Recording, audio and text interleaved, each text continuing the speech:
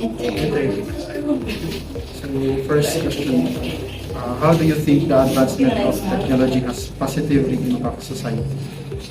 So, the positive impact of advanced technology is by increasing or by making things more simple for humans. For example, especially in the field of plant breeding, we do biotechnology. So, much of the most in the field of plant breeding, normal processing breeding crops takes 10, 15 years, 12 years. For example, for rice, it takes 12 years to develop a new variety of rice.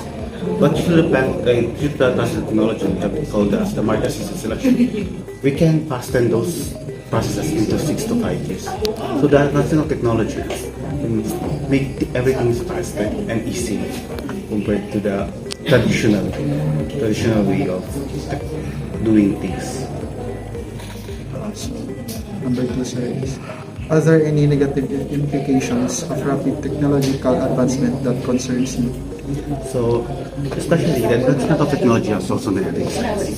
For example, the development of the CRISPR-Cas9 system, which is a tool for gene editing, has been known as promising in the crop development for specific targeting genes related to diseases.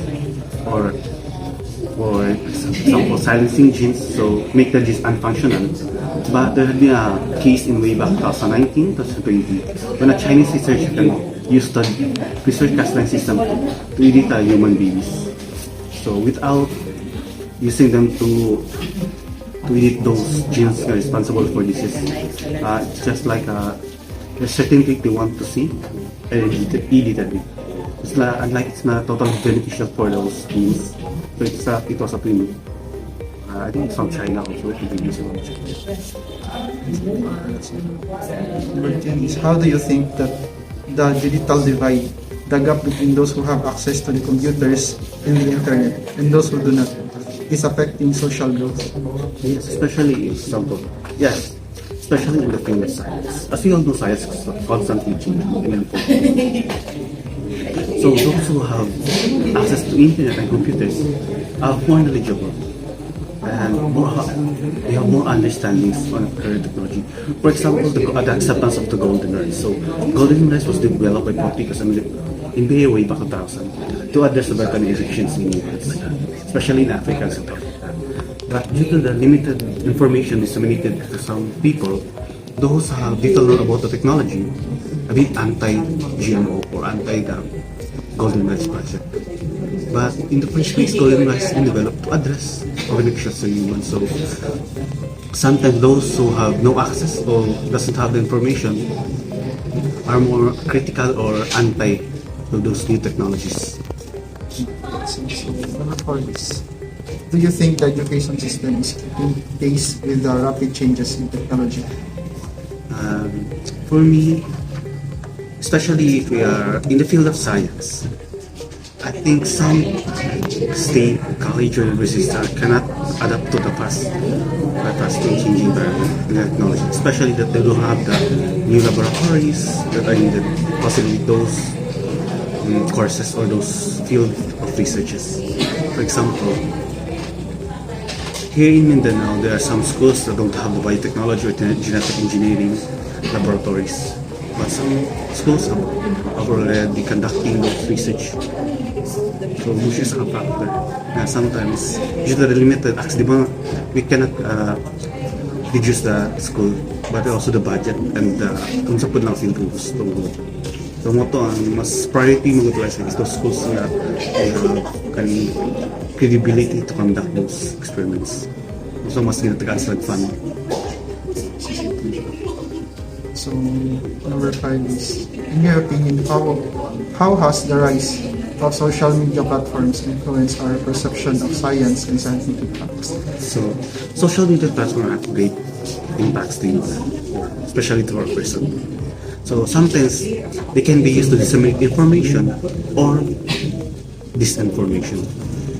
So as you all know, diba, in social media, many fake news has been disseminated. There have been anti for those some new technologies or biotechnology products without understanding the concept of those technologies and without knowing how those technologies undergone to be accepted in a scientific community. So for example, yung nagpasa mo sa bukan sa genetics ng community of genetics, kaning mga example the Beticord. So Beticord is known siya as no negative effect sa human. 25 years of scientific studies has not proven any negative or severe effect in humans. But some claims, kaning wala kasi mga sa info, o kaning mag-post din sila sa social media na kampi na do not eat GMO kasi sila mag-cause of current harm sa human. But scientifically based, there is no still proven scientific studies to my effect. Number 6 is, what technological advancement do you find most significant or useful personally? For me is laboratories. Diba? As we all know, laboratories is one where is the place we can like play, especially with our different kids. So laboratories are playground. If we have those laboratories, so we can practice our skills or personal interests to advance in the science.